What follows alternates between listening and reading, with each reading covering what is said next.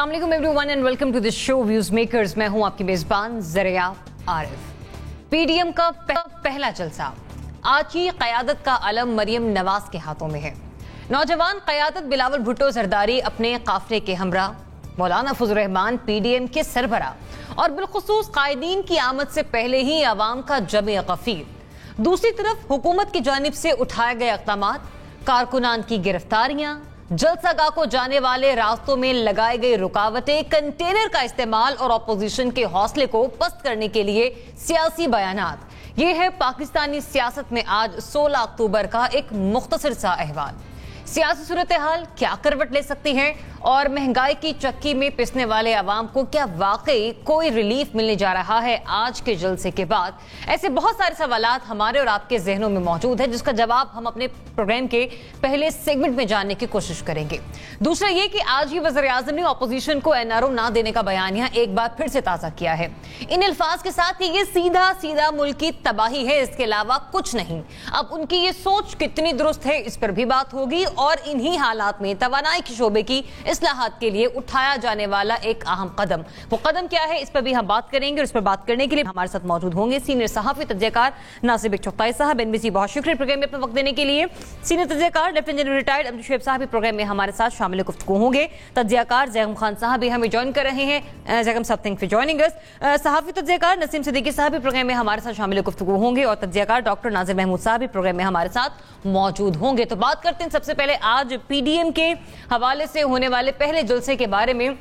तो पीडीएम के झंडों तले, पीडीएम के बैनर तले आज 3 जमातें इकट्ठा हो रही हैं, जिसमें सर फहरिस्त है पाकिस्तान मुस्लिम लीग नून और पाकिस्तान पीपल्स पार्टी। जिसके बाद मौलाना फजल रहमान जो कि रोज़े अव्वल से कह रहे हैं कि वो इस हुकूमत को नहीं मानते और इसके अलावा जो दीगर जमातें हैं वो भी इसकी सपोर्ट में शामिल हैं। अभी कोई सीनियर क़यादत जलसे में मौजूद नहीं है, लेकिन जो अवाम का जमे गफीर है वो वाज़ेह तौर पर देखा जा सकता है। कहते हैं कि जिसकी अवाम जमहूरी मुआशरे में हुकूमत उसकी। लेकिन नासिर चुगताई साहब बताइएगा, ये मुल्की सियासत में आज के जलसे के बाद होने क्या जा रहा है? देखिए, ये एक आम सा जलसा होता अगर हुकूमत के हाथ पैर नहीं फूलते, और ये बहुत आम सा होता है। मेरा ख्याल है कि वाकई स्टेडियम भरना मुश्किल हो जाता है इनको अगर हुकूमत ओवर रिएक्ट नहीं करती, छापे नहीं मारती, बिरों को नहीं उखाड़ती, कुर्सियों और साउंड सिस्टम पर कब्जा नहीं करती, लोग गिरफ्तार नहीं करती और फिर उसके बाद कंटेनर आबाद नहीं बसाती। आप देखिए कि रास्ते जब बंद करेंगे आप, तो एक रिएक्शन आता है। पाकिस्तानी कौम के बारे में बता रहा हूँ मैं आपको, सबका तजिया यही है कि अगर आप इस पर तशद्दुद करोगे, इसको दबाओगे, इसको घेरने की कोशिश करोगे, तो फिर रिजेक्ट करेगी। और वो लोग जिनकी वफादारियाँ मशकूक हो गई थी या जिनकी वफादारियाँ कम हो गई थी, शायद वो भी दोबारा बाहर निकल आए। तो सूरत हाल पैदा यही हुई है कि आपने रुकावटें खड़ी की, लोग मारा पीटा, आपने लाहौर से रुकावटें खड़ी कर दी और वज़ीराबाद और उसके बाद गुजरांवाला, वहाँ तो हद कर दिया आपने। और फिर आप कहते हैं कि जी सुबह 7 बजे का बयान है वज़ीर इत्तलात पंजाब का कि जलसा नाकाम हो गया। अब ये जो एक देवमालाई कहानियों में रहना है, ये हकीकत की तरफ वापस आना चाहिए और जलसों को जलसा लेना चाहिए। अगर आप जमहूरियत हैं तो बहुत अच्छी बात है, आपको कैंप लगाना चाहिए था, मेडिकल कैंप लगाते आप, सबील लगाते पानी की, मास्क का सेंटर बनाते आप कोरोना का वहाँ टेस्ट कर लेते, बड़ा मज़े का टेस्ट होता करोना का वहाँ का, वो आपने नहीं किया। लेकिन आपने सब वो कुछ किया जो गैर जमहूरी हुकूमतों में भी नहीं होता। वहाँ भी मैं कह रहा हूँ, मैं नहीं देखा, मैंने बेगम भुट्टो का जलसा देखा कराची का, उसके बाद इंतखाबात मुलतवी हो गए, वो जलसा बहुत बड़ा था। अच्छा, ये जलसा मुझे मेरा ख्याल था कि जलसा होगा, लेकिन ये जलसे से बड़ा हो गया है, ये बड़ा जलसा हो गया है। अभी जो मेरी बात गुजरांवाला हो रही थी रिपोर्टर से, उसके बाद और अभी आपका जो ड्रोन शॉट मैंने देखा है हम का एक ड्रोन शॉट है जो इन्फिनिटिव है, और वो इन्फिनिटिव बंदे हैं। जब इन्फिनिटिव शॉट हमारे सामने आता है तो इसका मतलब है हम वहाँ तक दिखा रहे हैं जहाँ तक हद नज़र है। तो मुझे हद नज़र तक लोग नज़र आ रहे हैं, सीढ़ियों पर भी और उस स्टेडियम में जहाँ मैच हुआ करते थे वहाँ पर भी। तो ये जलसा आने वाले वक्त में खासे मेरे ख्याल हुकूमत पर दबाव डालेगा, हुकूमत को मजबूर करेगा कि वो महंगाई पर बात करे, महंगाई की तरफ तवज्जो दे और ये कोशिश करे कि आवाम किसी हद तक पैसिफाई हो, वरना जलसा आवाम के शऊर को आगे बढ़ाएगा। जनरल साहब, जलसों को चार चांद अवाम लगाते हैं और अवाम का जमे गफीर आज हमने भी देखा, एनबीसी भी कह रहे हैं कि ड्रोन शॉट में उन्होंने देखा कितनी बड़ी तादाद में लोग वहां पर मौजूद हैं। ये जलसा डिसाइड करेगा कि अब नेक्स्ट मूव क्या होगी ऑपोजिशन की। बिस्मिल्लाहिर्रहमानिर्रहीम। देखिए, जलसा बज़ाहिर आप अभी आप कह सकते हैं कि कामयाब है उस लिहाज से, क्योंकि जो काफिले आ रहे हैं उनमें बड़े लोग हैं, पहुंचेंगे, पहले ही मैदान में भी काफी लोग हैं। तो अगर आवाम के जमा होने के नुक्ता निगाह से देखा जाए तो जलसा बड़ा कामयाब जलसा होगा।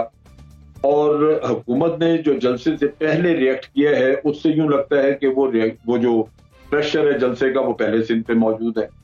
हालांकि ये तजर्बा है कि जलसे जो हैं ये कतन इस बात की जमानत नहीं होते कि इलेक्शन में भी उस ग्रुप की वही परफॉर्मेंस हो, क्योंकि जलसों में आप लोग पूरे मुल्क से, पूरे शहर से, मुख्तलिफ जगहों से इकट्ठे करके लेके आते हैं। तो किसी एक कॉन्स्टिट्यूएंसी के लोग नहीं होते कि वो आके वोटर का रोल अदा कर दें और उससे ये हो। तो ये हमाकत होती है कि ऐसे जलसे को खराब किया जाए, उसको जलसे के रास्ते में रुकावटें खड़ी की जाएं।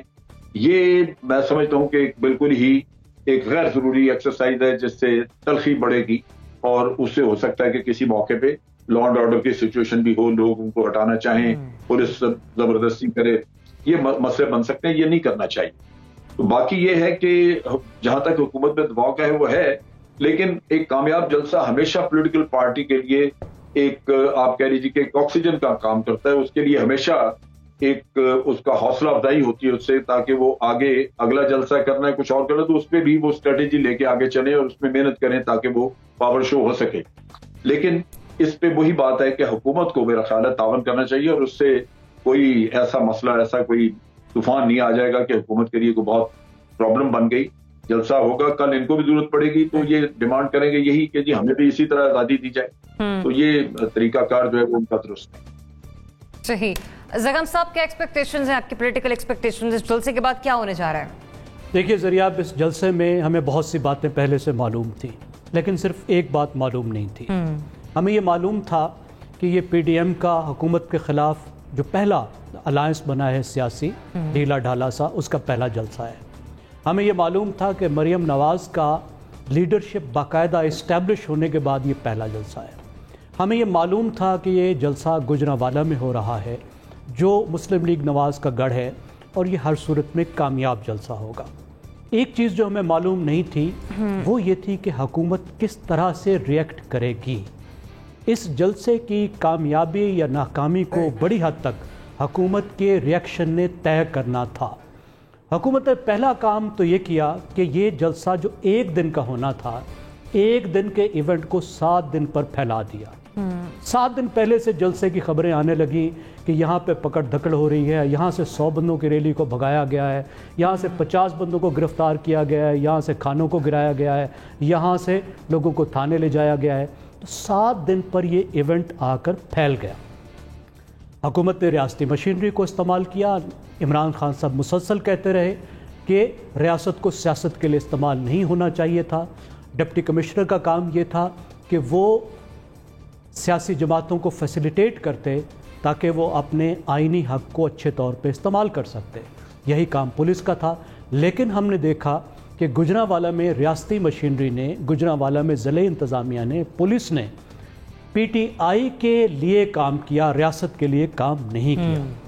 अब एक ऐसे हालात में जिसमें अवाम मायूस भी है, नाराज़ भी हैं, फूड इन्फ्लेशन इतनी बढ़ चुकी है कि लोगों के लिए खाना मुश्किल हो रहा है, बेरोज़गारी बहुत फैली हुई है, 2 करोड़ लोग बेरोज़गार हो चुके हैं।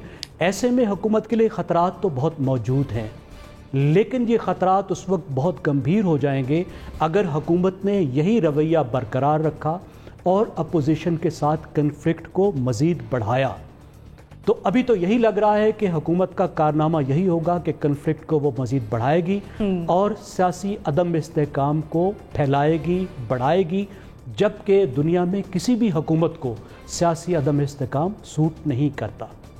ڈاکٹر صاحب صبح سے لے کر اب تک مولانا صاحب نے بیان دیا، بالخصوص مریم صاحبہ کا بیان، جس میں وہ کہہ رہی ہیں کہ جو سچویشن مجھے نظر آ رہی ہے اس سے ایسا لگ رہا ہے کہ حکومت کا خاتمہ ممکن ہے۔ بلاول صاحب نے دارالمخالف بیان کے حوالے سے بات کی، اس میں ججز کے حوالے سے انہوں نے بات کی، فوج کے حوالے سے بات کی۔ کس قسم کی تقریریں ہونے جا رہی ہیں آج؟ میں سمجھتا ہوں کہ جو کچھ ہونے جا رہا ہے وہ بہت اچھا ہونے جا رہا ہے۔ اچھا کس لحاظ سے ہونے جا رہا ہے؟ پہلی بات تو یہ کہ اس کو پرامن رہنا چاہیے۔ پرامن سیاسی سرگرمیاں ہمیشہ معاشرے کے لیے بہتر ہوتی ہیں۔ یہ تو ایک پہلو ہے اس کا میں مثبت پہلو دیکھ رہا ہوں۔ اگر یہ تشدد کی طرف جاتا ہے تو وہ غلط ہے، اور میرا نہیں خیال کہ یہ تشدد کی طرف جائے گا۔ دوسرا جو میں اس کا مثبت پہلو دیکھ رہا ہوں کہ جہاں جو آپ کا سوال ہے کہ سیاست کس طرف جا رہی ہے، سیاست اس طرف جا رہی ہے جس طرف پچھلے 20-22 سال میں نہیں گئی۔ یعنی وہ کیا بات ہے، میں پچھلے 70 سال کی بات نہیں کر رہا تھا کہ پچھلے 22 سال میں 3 وزرائے اعظم کو غیر جمہوری طریقے سے ہٹایا گیا۔ پہلے نواز شریف کو 99 میں غیر آئینی اور غیر جمہوری طریقے سے ہٹایا گیا، عوام نہیں نکلے۔ آئیڈیلی اس کے خلاف نکلنا چاہیے تھا، احتجاج کرنا چاہیے تھا۔ دوسرا، یوسف رضا گیلانی صاحب کو غیر جمہوری تھا، وہ عوام نے نہیں ہٹایا تھا یوسف رضا گیلانی کو، جس طرح سے ہٹایا گیا وہ بھی ہم جانتے ہیں کہ خط نہ لکھنے پر ان کو فارغ کر دیا گیا۔ تیسرا جو ہے وہ تیسرے وزیر اعظم خود نواز شریف کو ایک وہ بہانہ بنا کر کچھ ان کو ہٹایا گیا۔ خیر، جو 3 وزیر اعظم ہٹائے گئے وہ ظاہر عوام کے ووٹوں سے منتخب ہو کر آئے تھے، ان کو جس طرح سے ہٹایا گیا اس پر عوام نہیں نکلے۔ یہ پہلا موقع ہے جو میں مثبت بات دیکھ رہا ہوں جو 20-22 سال میں نہیں ہوئی، جو اب ہو رہی ہے، پازیٹیو پہلو، کہ جناب ان غیر جمہوری ہتھ کنڈوں کو، غیر جمہوری طریقوں کو کہیں نہ کہیں عوام کو نکل کے کاؤنٹر کرنا پڑے گا، کہیں پر چیلنج کرنا پڑے گا کہ بھئی یہ دس از ناٹ آن۔ اگر لوگ عوام لے کر آئے ہیں وزرائے اعظم کو، تو عوام کو یہ حق ہے کہ وہ آگے نکل کر اس کو ہٹائیں۔ تو یہ تو پہلا مثبت پہلو جو ہے وہ سیاست میں ہونے جا رہا ہے۔ دوسرا یہ کہ میں اس کو اس طرح سے بھی دیکھ رہا ہوں کہ یہ ریوائول ہوگا ایک میثاق جمہوریت کا جو نواز شریف صاحب اور بے نظیر صاحبہ نے سائن کیا تھا، لیکن وہ پیچھے چلا گیا تھا۔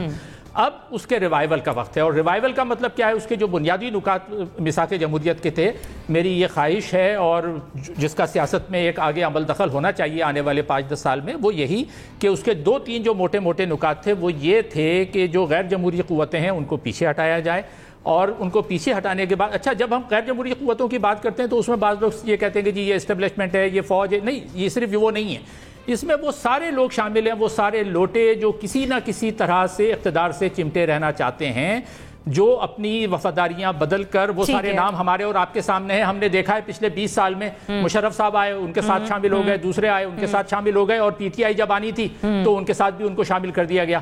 تو یہ ایک ٹرننگ پوائنٹ ہے پاکستان کی تاریخ میں، جب اس طرح کے لوٹوں کو ان کے خلاف کارروائیاں شروع ہو گئی ہیں، لوگ سروں پر لوٹے رکھ رہے ہیں۔ آپ کا کمنٹ ہے کہ ٹرننگ پوائنٹ ہے، یہ ٹرننگ پوائنٹ ہے اور مثبت ٹرننگ پوائنٹ ہے، عوام نکل رہے ہیں، عوام کو نکلنا چاہیے۔ صدیقی صاحب، آج کا جلسہ جس میں پی پی پی کا بھی ورکر موجود ہے، پی ایم ایل این کا ورکر بھی موجود ہے، مولانا صاحب کا بھی وہ ورکر موجود ہے جو پہلے بھی مارچ کے مہینے میں ان کے ساتھ تھا، تو آج پھر کیا ہونے جا رہا ہے اس کے بعد پاکستان کی سیاست میں؟ بسم اللہ الرحمن الرحیم، شکریہ ضریاب۔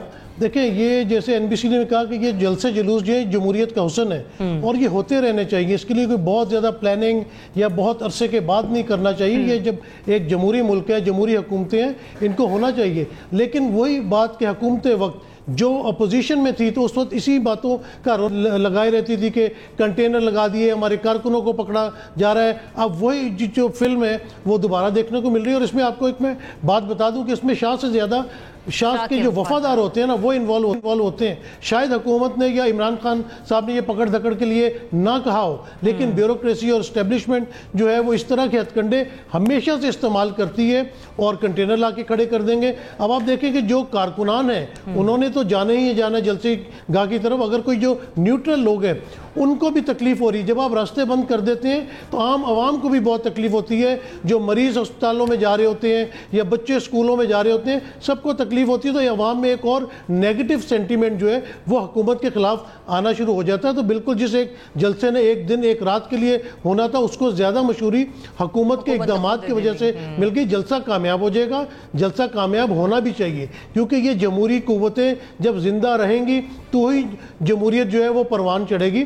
آپ نے دیکھا کہ 12 صوبائی اسمبلی کی سیٹیں ہیں گجرانوالہ میں پی ایم ایل این کی, 6 ان کے ایم این ایز ہیں, اس کے بعد جی ٹی روڈ کا علاقہ ہے, تو یہ تو ان کا گڑھ ہے. انہوں نے بڑی اچھی اسٹریٹجی بنائی ہے کہ اپنا پہلا جلسہ گجرانوالہ میں رکھا ہے. جلسہ کامیاب ہوگا کیونکہ پیپلز پارٹی کے بھی جلوس آ رہے ہیں, مولانا فضل الرحمان کی جماعت کے بھی آ رہے ہیں, نون لیگ کے لاہور سے بھی جلوس گئے, تو یہ جلسہ کامیاب ہوگا. حکومت کو اس سے خائف نہیں ہونا چاہیے, حکومت کو اپنی کارکردگی درست بنانی چاہیے. اگر حکومت اپنی کارکردگی درست بنائے گی, اور جو عوام اس وقت مہنگائی کی چکی میں پس رہی ہے, جو بے روزگاری کی چکی میں پس رہی ہے, آپ ان کو اس میں سے باہر نکالیں گے تو حکومت کی واہ واہ ہو جائے گی. نہیں تو اپوزیشن کے لیے تو آپ نے کام آسان کر دیا کہ اتنی مہنگائی کر دی ہے, بے روزگاری بڑھ گئی ہے, تو اپوزیشن اس میں اپنا رول پلے کر رہی ہے, اور بڑے صحیح موقع پہ انہوں نے جو ہے وہ یہ جلسے جلوسوں کا اعلان کیا. تو یہ حکومت کے لیے ایک بالکل اعلان جنگ ہے, حکومت کے لیے الارمنگ سچویشن ہے. جلسہ کامیاب ہوگا. عوام کا جمع غفیر بتا رہا ہے کہ پولیٹیکل پارٹی جو یہاں پر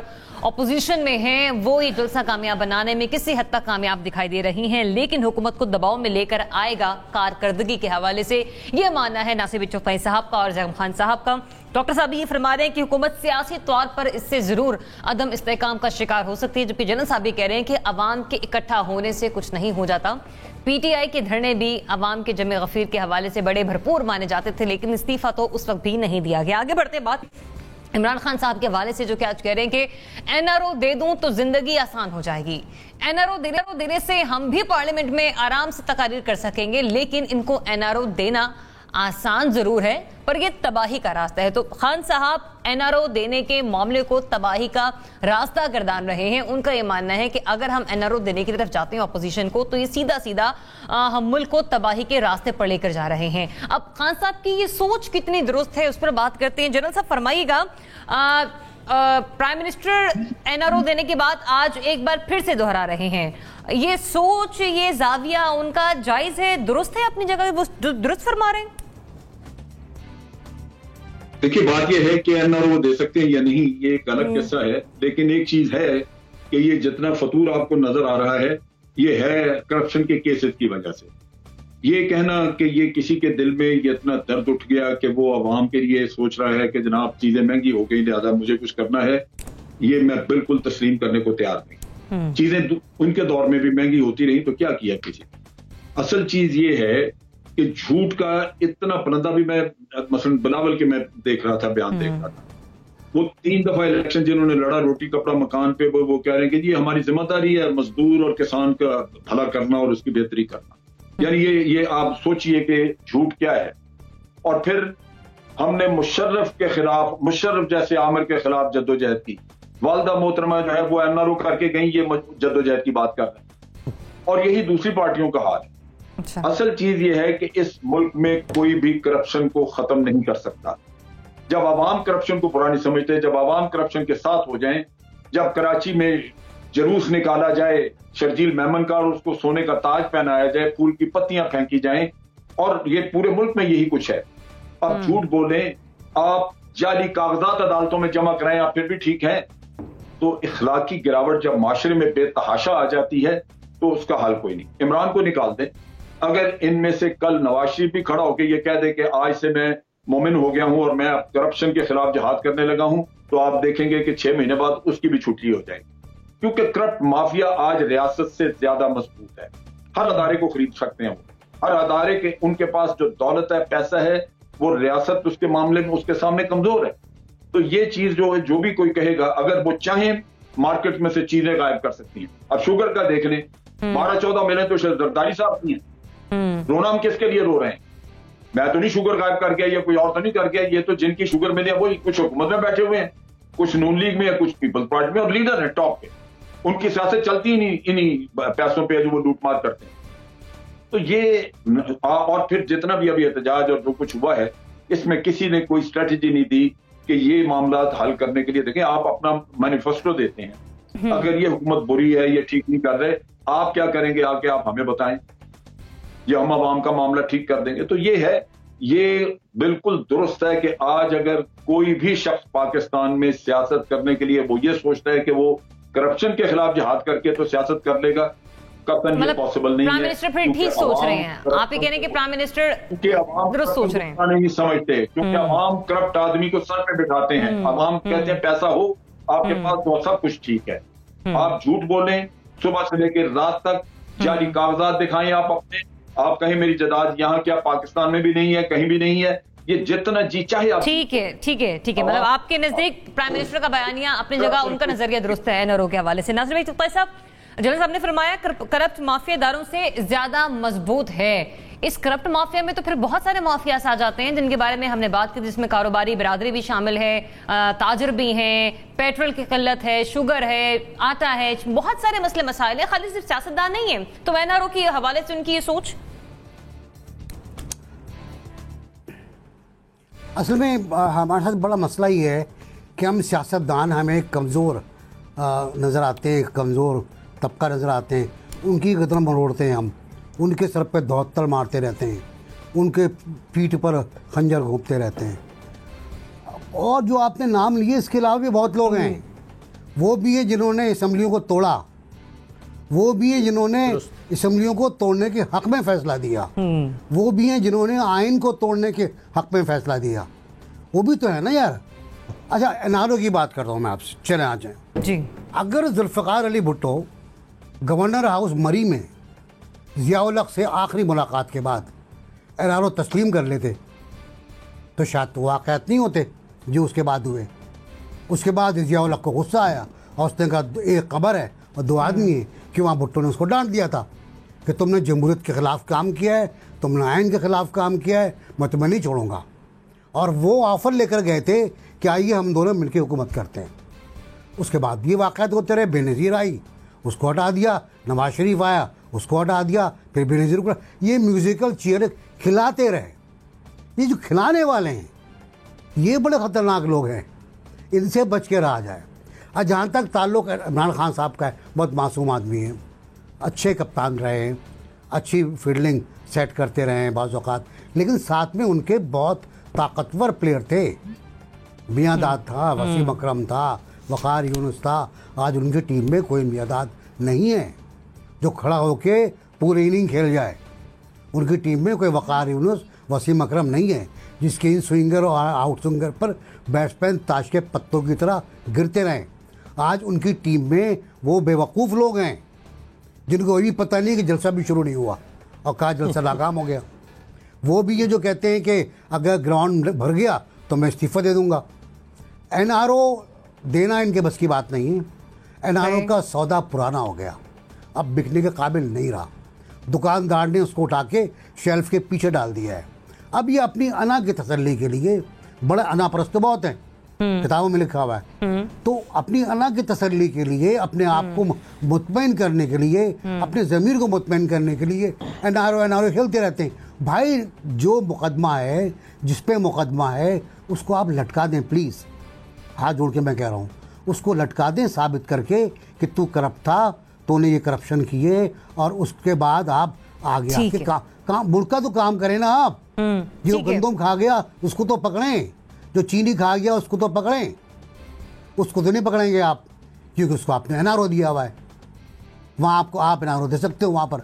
तो इमरान खान साहब की सोच नेगेटिव है। मैं आप ही के उससे पॉइंट उठाती हूँ और मौलाना साहब की स्टेटमेंट में यहाँ पे जरा कोट करूंगी। डॉक्टर साहब, उन्होंने कहा कि अब ये हमसे एनआरओ मांग रहे हैं लेकिन हम इन्हें एनआरओ नहीं देंगे। इमरान खान साहब के इस एनआरओ के बयान के हवाले से आज उन्होंने ये स्टेटमेंट दे दी। देखिए, जवाब तो मेरा है नहीं में, क्योंकि ना ये सोच दुरुस्त है ना ये बयानिया दुरुस्त है। लेकिन मैं पहले एनआरओ पर भी थोड़ी बात करूंगा, क्योंकि मुझे भी किसी स्टूडेंट ने मुझसे पूछा कि सर ये एनआरओ की बहुत बात होती है, ये एनआरओ है क्या? ना हमारे नाजरीन बहुत सारे समझते हैं, क्योंकि हम 10-12 साल से ज़्यादा की हमारी याददाश्त भी नहीं होती, लोग भूल जाते हैं।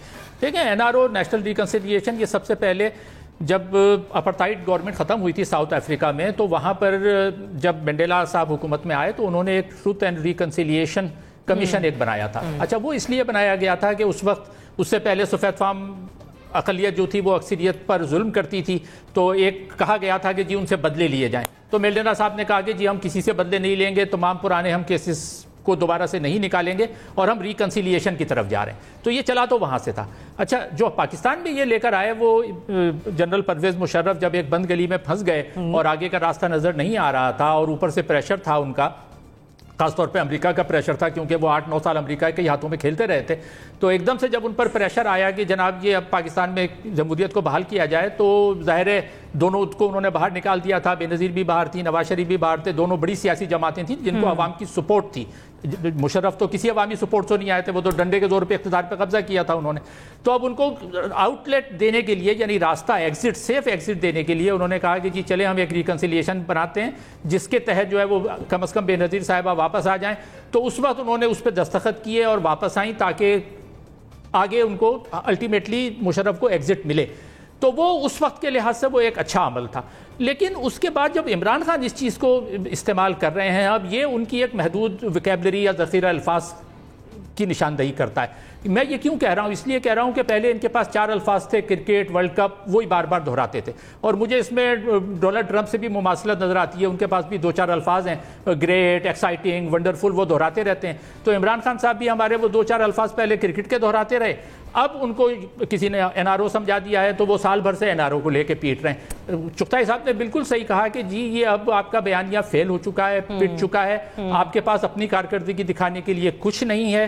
کرپشن کا بیانیہ اس لیے بھی غلط ہے کہ دیکھیں جہاں پر بھی اس کو استعمال کیا گیا, بیلاروس میں لوکاشینکو آگے 26 سال پہلے کے کرپشن ختم کروں گا, وہ 26 سال سے بیٹھے ہوئے ہیں. تو یہ کرپشن نقصان دہ ضرور ہوتا ہے, لیکن کرپشن ایک ایسی چیز نہیں ہے کہ جس کے نتیجے میں آپ پورے ملک کی جمہوریت کو لپیٹ دیں, اور پاکستان میں یہی ہوتا رہا ہے جو کہ غلط ہے. صحیح. صدیقی صاحب, کرپشن کا بیانیہ ایک تو یہ کہ آخر کب تک, مہنگائی ہم دیکھ رہے ہیں کس طرح سے آگے بڑھ رہی ہے, پھر یہ کہ اپوزیشن کیا واقعی آج این آر او لینے کے لیے باہر نکلی ہے, پرائم منسٹر نہیں دیں گے, دے دیے تو واقعی تباہی ہے ملک کی. دیکھیں ذرا آپ دیکھنا یہ پڑے گا کہ واقعی عمران خان صاحب کے ہاتھ میں کتنا ہے. کیا وہ این آر او دے سکتے ہیں؟ اگر نواز شریف جو سزا یافتہ تھے, مجرم تھے, جیل کے اندر تھے, اور اگر وہ جیل سے نکل کے لندن جا سکتے تو کیا ان کو این آر او نہیں دیا گیا؟ رانا ثناء اللہ کو 20 کلو ہیروئن کے مقدمے میں پکڑا گیا تھا, اس کی ضمانت نہیں ہوتی, ان کی ضمانت ہوگی, وہ باہر ہیں.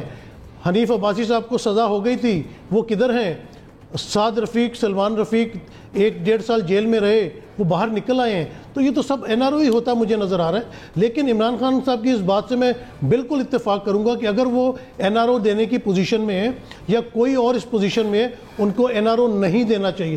کیونکہ جس طرح جنرل صاحب نے کہا کہ یہ جو مافیاز ہیں یہ حکومت وقت سے زیادہ مضبوط ہیں, اور جس طرف اشارہ تھا این بی سی کا, بالکل صحیح ہے کہ یہ جو مافیا اور کارٹلز بنے ہوئے ہیں اصل میں تو پاکستان کے لیے مصیبت یہ بنے ہوئے ہیں. کیسز عدالت میں جاتے ہیں, آپ دیکھیں کہ کس طرح پروسیکیوشن کو دمکایا جاتا ہے, کس طرح گواہوں کو توڑ لیا جاتا ہے. تو پاکستان کے لیے اصل ناصور تو یہ کرپشن ہی ہے.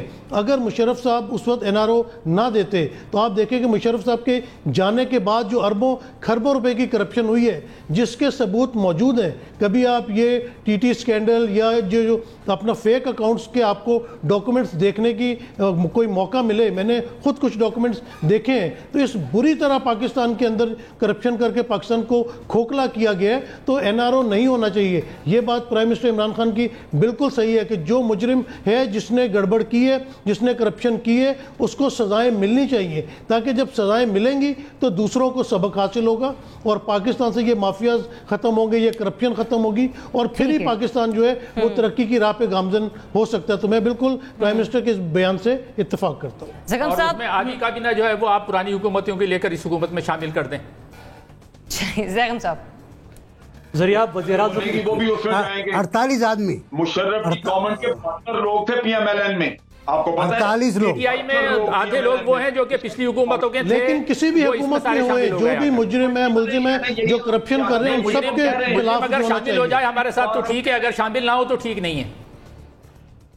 بھائی تو یہی تو ہم بات کر رہے ہیں نا کہ سیاستدان کو ٹھیک ہونا چاہیے. گاند تو یہ ہے. اگر ہمارے ساتھ شامل ہو جائے تو ٹھیک ہے, نہیں شامل ہو تو اس پہ مقدمے چلاؤ. زغم صاحب, بھائی یہی تو ہم کہہ رہے ہیں, سیاستدان بندہ بن جائے تو معاملہ حل ہو جائے آپ کا. زغم صاحب بات کریں. جنرل صاحب اجازت دیجیے.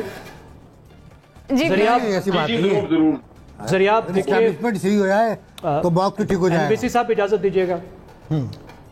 ذریعہ اگر وزیر اعظم صاحب اس ملک کو تباہی سے اٹھا کر ترقی کے راستے پہ لے جاتے تو آج ان کی باتوں میں بہت وزن ہوتا. پرسوں آئی ایم ایف نے یہ کہا ہے کہ 2025 میں جا کر پاکستان کی معاشی ترقی کی رفتار 5% ہوگی. اس صداقت، امانت، دیانت، شجاعت کی حکومت میں اور نظام میں پاکستان کو وہاں پہنچنے میں 9-10 سال لگیں گے جہاں پہ کرپٹ اس کو چھوڑ کر گئے تھے. یہ تو ہے ترقی کا راستہ. اگر یہ ترقی کا راستہ ہے تو پھر تو عمران خان صاحب ٹھیک کر رہے ہیں. دوسری بات کیا ہے، آپ کسی چور کو پکڑ کر کیوں سزا دیتے ہیں؟ آپ کسی قاتل کو کیوں پھانسی پہ لٹکاتے ہیں؟ اس لیے کہ اس کے بعد قتل نہ ہو، اس کے بعد کوئی دوسرا چوری کی ہمت نہ کرے. کیا وزیر اعظم صاحب نے چوری کے راستے بند کیے ہیں؟ کیا آج تھانے میں پیسہ دیے بغیر ایف آئی آر درج ہوتی ہے؟ کیا آج اپنی زمین کا ٹرانسفر پیسہ دیے بغیر کر سکتے ہیں؟ کسی بھی گاؤں میں جا کر، کسی بھی کچہری میں جا کر کہیں پوچھئے لوگوں سے، سب آپ کو بتائیں گے کہ رشوت کے ریٹ ڈبل ہو گئے ہیں، رشوت ختم نہیں ہوئی. آپ یہ دیکھیے کہ ہمارے سامنے، وزیر اعظم کے سامنے، پچھلے 2 سال کے اندر صرف 2 مافیاز، چینی کا مافیا اور آٹے کا مافیا 300 ارب روپیہ لوٹ چکا ہے. اور یہ مافیا نے صرف اس وجہ سے یہ رقم لوٹی ہے کہ وہ فیصلے کیے گئے کابینہ کے اندر جن کی وجہ سے ان مافیاز کو موقع ملا کہ وہ عوام کی جیب سے 300 ارب روپے نکال سکیں. وزیر اعظم صاحب 1 سال سے زیادہ ہو گیا وعدہ کر رہے ہیں کہ ہم ان کو نہیں چھوڑیں گے، ہم ان کو پکڑیں گے.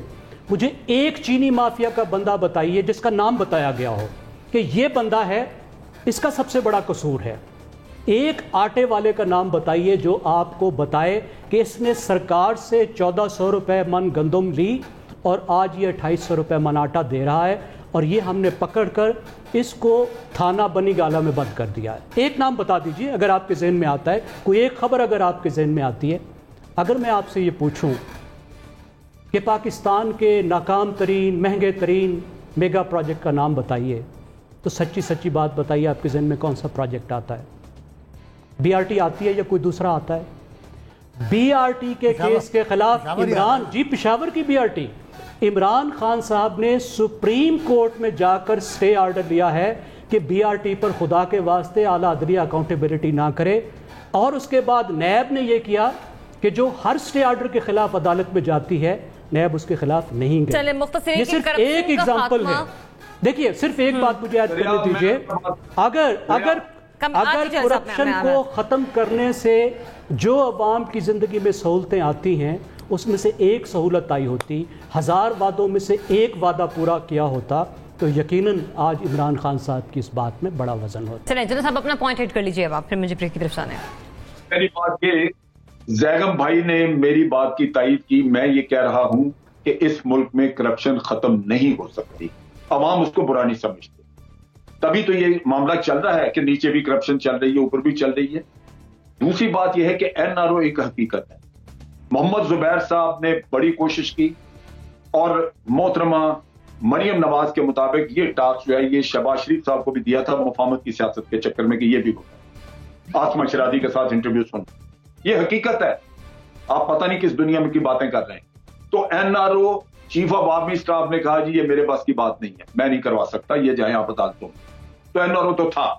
8 مہینے ایسے خاموشیاں نہیں تھی، سانپ سونگے ہوئے تھے. کیوں؟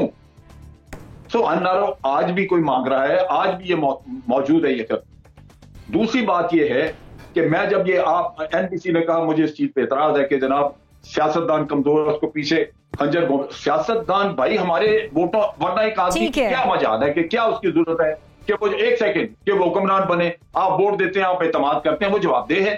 اب اس میں آپ سیاستدان کو بری ذمہ کر دیں. کیا ڈکٹیٹر کوئی آ کے 8 دن بھی حکومت کر سکتا ہے اگر اس کے ساتھ سیاستدان نہ ہو؟ بھائی یہی تو ہیں. ابھی ناصر صاحب جو بات کر رہے تھے کہ یہ لوٹے ہیں، بھائی تو لوٹے یہ سیاستدان ہی ہے نا، جس کے ساتھ جیتا جاتا ہے. مطلب لوٹا بڑا ہے. اگر لوٹا بڑا ہے، مکمل کر لیں پھر میں کروں. 72 لوگ تھے جو کہنا کیا جا رہے ہیں آپ؟ 72 لوگ تھے، 72 لوگ تھے جو مشرف کے ساتھ تھے. تو جب نون لیگ نے حکومت بنانی تھی تو وہ ساتھ آ گئے. سو مچ سو کہ مشرف کو جس نے وہ بنا کے دیا تھا، جس کی وجہ سے اس کے اوپر آرٹیکل 6 لگا، وہ ظاہر احمد ان کے ساتھ تھا. چلیں جن صاحب پوائنٹ آپ کا آ گیا. بات ہماری فلمیں پر آتی کہ کرپشن کا خاتمہ احتساب کا عمل واسطہ ہو یا بالواسطہ NRO کی طرف ہی جاتا ہے, لیکن بات یہاں پر یہ تھی کہ کرپشن کے خاتمے کا نعرہ عمران خان صاحب آپ نے لگایا تھا. مجھے بڑھنا ایک بریک کی طرف, اسٹے ٹیون.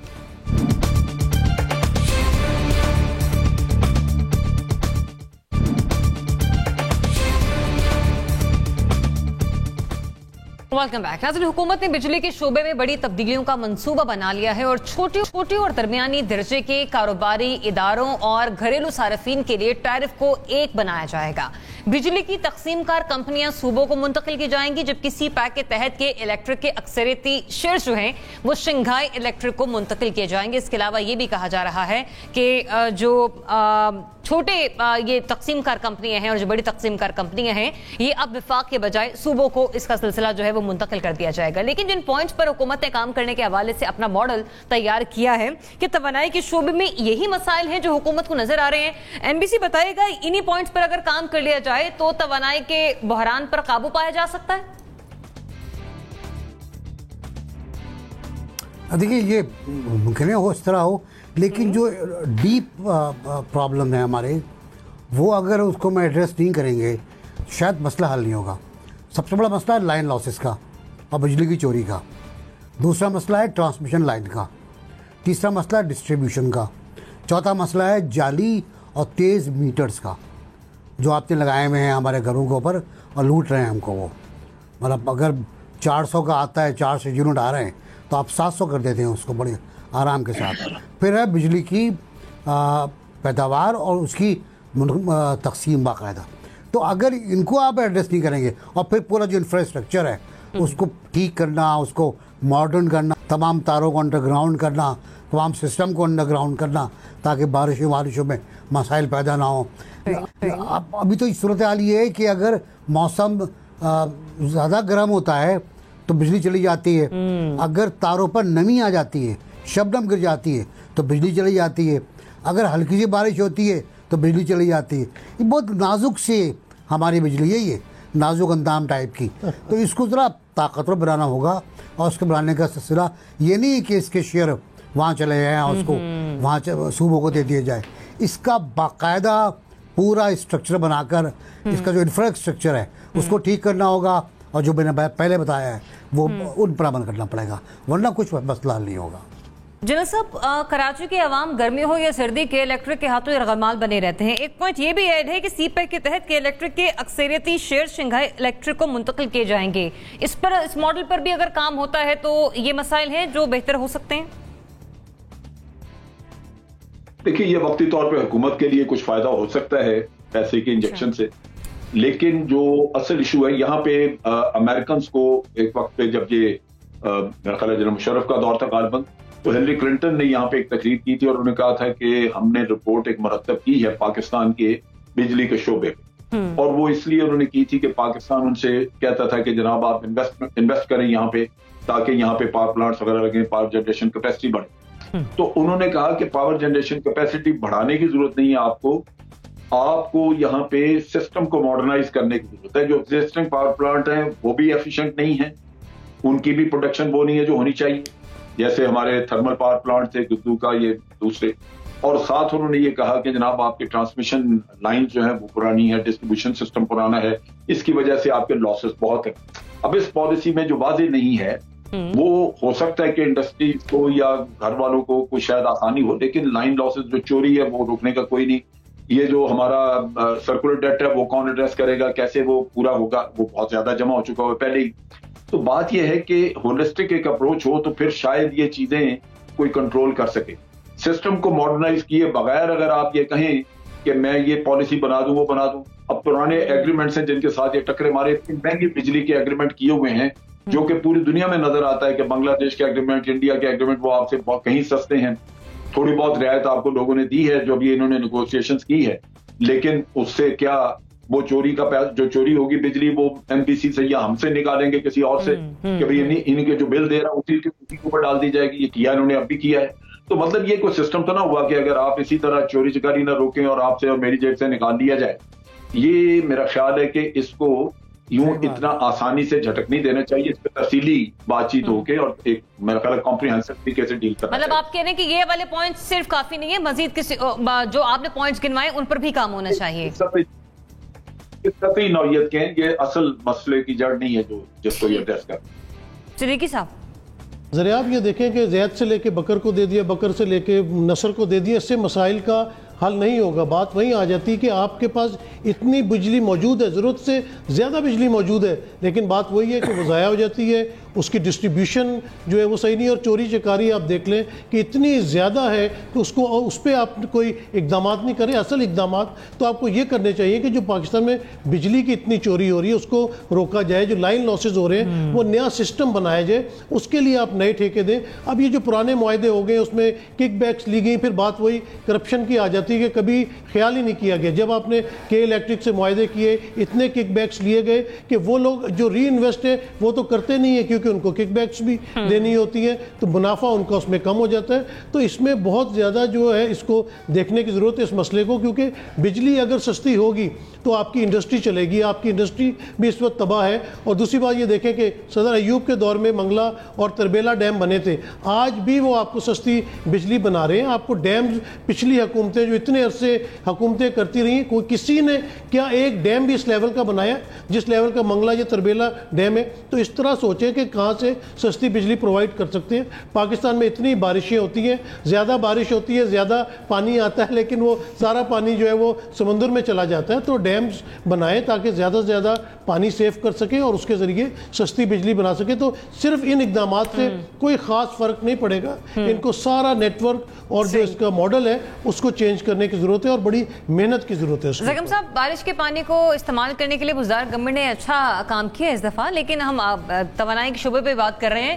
یہ مسائل جو گنوائے ہیں جن پر کام کرنے کے بارے میں سوچا جا رہا ہے, کافی یہ بہتری کا ہو جاتا ہے اس میں. تو ذریعہ پہلے تو آپ یہ بتائیے کہ آپ بڑی خوش ہو رہی ہیں, آپ کو پتہ بھی ہے ٹیرف یکساں ہونے کا مطلب کیا ہے؟ اس کا مطلب یہ ہے کہ گھریلو صارفین کو بھی کمرشل ٹیرف دینا پڑے گا. اس کا مطلب یہ نہیں ہے کہ کمرشل کو گھریلو ٹیرف دینا پڑے گا. تو آپ تیار رہیں, زیادہ خوش نہ ہوں.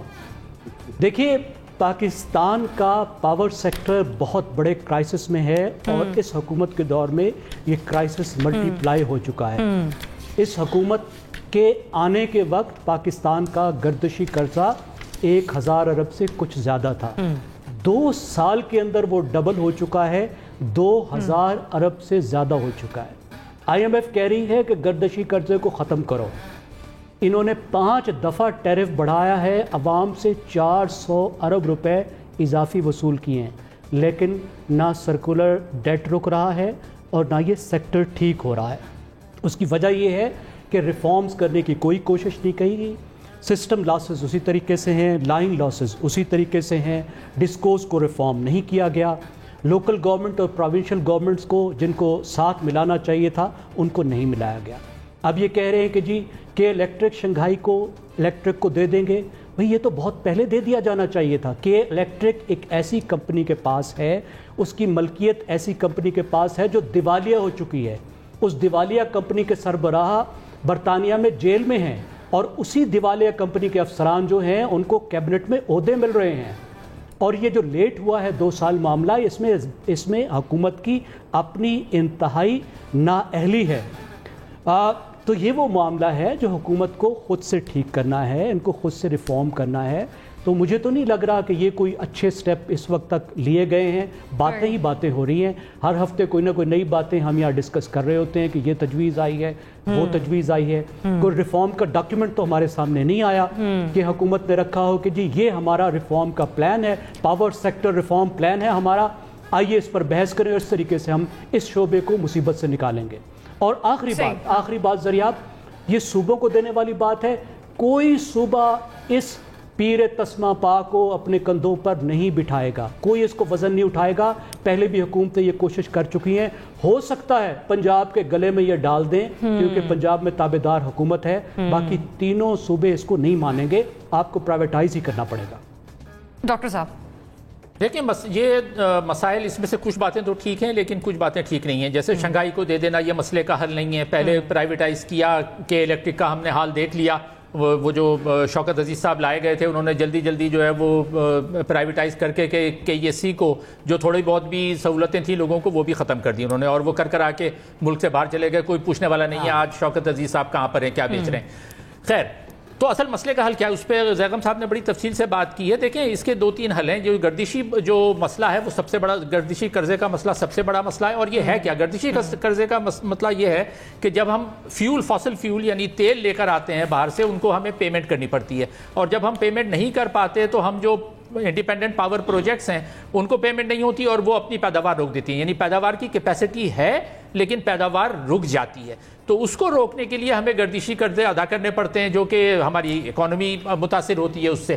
تو اس کا حل کیا ہے؟ دیکھیں اس کا حل بنیادی طور پہ یہ نہیں ہے کہ ڈیم بنایا جائے، ڈیم کی ٹیکنالوجی پرانی ہو چکی ہے، جو ڈیم بنے بھی ہیں اس کا ایکولوجیکلی جو ساحلی علاقے ہیں اس پر بہت برا اثر پڑا ہے۔ آپ جا کر ٹھٹا اور بدین میں دیکھیں، ہم نے اپنی آنکھوں سے دیکھا ہے، سینکڑوں کلومیٹر کا علاقہ جو ہے وہ پانی نہ جانے کی وجہ سے، یہ پتہ نہیں یہاں کس نے اڑا دیا ہے کہ جی پانی ضائع ہو رہا ہے۔ پانی صرف اس وقت ضائع ہوتا ہے جب بہت زیادہ بارشیں ہو رہی ہوتی ہیں، ورنہ اس کے علاوہ جتنا پانی جانا چاہیے وہ نہیں جا رہا۔ آپ ٹھٹا بندی دیکھیں، جو سمندر ہے وہ الٹا آ رہا ہے، یعنی اس نے ہزاروں جو کسان وہاں کے تھے ان کا روزگار چھین لیا ہے۔ تو یہ حل نہیں ہے۔ حل کیا ہے؟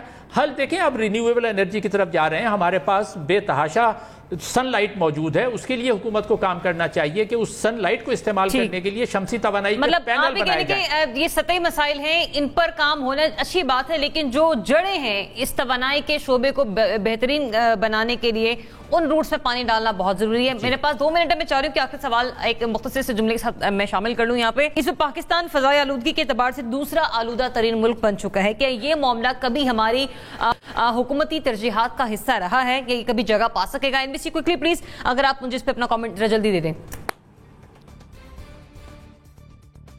اگر آپ ٹرک کے دھوئے کو اسموک کہتے ہیں تو پھر یقیناً 2 نمبر نہیں 1 نمبر پہ ہوگا، اور آج تک گجرانوالہ میں اتنی آلودگی ہوگی بقول وزیر موسمیات کے سیاسی حد ہوگی، تو میرا خیال ہے کہ یہ 2 نمبر کافی نہیں ہے ہمارے لیے۔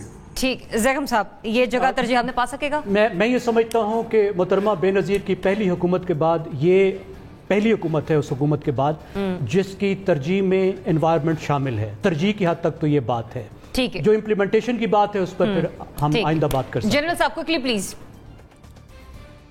دیکھیں انٹرنیشنلی اپریشیٹ کیا گیا پاکستان کا کلائمیٹ چینج کے اوپر ان کا ریکارڈ کہ انہوں نے کافی کچھ کیا ہے، امپلیمنٹیشن کی ہے، لیکن ہے بڑا مشکل۔ اس کی وجہ یہ ہے کہ انڈسٹریز جو ہے وہ شہروں کے اندر آ چکی ہوئی ہیں۔ میں جہاں رہتا ہوں میرے گھر کے بالکل اٹک آئل اندر انڈسٹری آئی ہوئی، تو یہ نہیں ہو سکتی یہ چیزیں آسانی۔ ٹھیک ہے، صاحب کوئکلی پلیز۔ ترجیحات میں تو شامل ہے، آپ دیکھ لیں کہ جب سے پرائم منسٹر عمران خان آئے ان کا بہت زیادہ زور جو ہے وہ ٹری پلانٹیشن کے اوپر ہے، تو ترجیحات میں تو شامل ہے، انہوں جب بھی موقع ملتا ہے وہ اس کی ترغیب دیتے ہیں، تو اس حکومت کی ترجیحات میں شامل ہے۔ ڈاکٹر صاحب جناب باتوں اور کاغذ پہ تو ہے، حقیقت میں نہیں ہے، کیونکہ نظر نہیں آ رہا نا۔ دیکھیں دو ذریعے ہیں نا پولیوشن کے، ایک تو جو فٹنس ہم گاڑیوں کو دے دیتے ہیں، وہ ساری گاڑیاں جو کہ بے تحاشا دھواں پھیلا رہی ہیں، تمام شہروں میں ایسی گاڑیاں چل رہی ہیں جن کی فٹنس کا کوئی معقول انتظام نہیں ہے، اور اسی طرح انڈسٹری کا بھی جو کنٹرول ہے وہ نہیں ہو رہا۔ تو جب تک یہ نہیں ہوگا میں یہ ماننے پہ تیار نہیں ہوں کہ یہ ترجیحات۔ ٹھیک ہے، زبانی کلامی تو حکومتی ترجیحات کا یہ حصہ ہمیں دکھائی دیتا ہے، لیکن عوام پر ذمہ داریاں لاگو ہوتی ہیں، لیکن عوام وہ نبھانے کو تیار نہیں ہے۔ اجازت دیجیے، اللہ حافظ۔